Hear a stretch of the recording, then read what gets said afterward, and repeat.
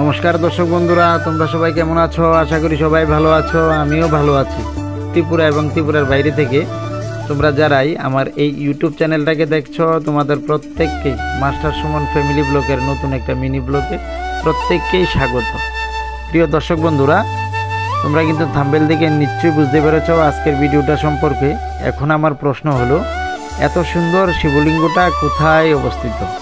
দর্শক বন্ধুরা, তোমরা যদি আমার এই ভিডিওটা স্ক্রিপ্ট না করে পুরোটা দেখো, তাহলে কিন্তু আমার প্রশ্নের উত্তর পেয়ে যাবে।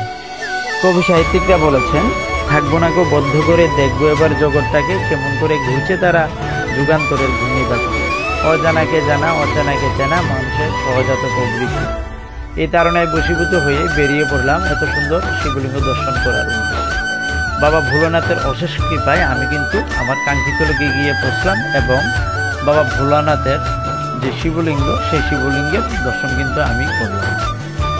প্রিয় দর্শক বন্ধুরা, তোমরা যদি কেউ জেনে থাকো এত সুন্দর শিবলিঙ্গটা কোথায় অবস্থিত, তোমরা কিন্তু অবশ্যই আমাকে কমেন্ট বক্সে জানাবে। ধন্যবাদ সবাইকে। জয় মহাকালের জয়।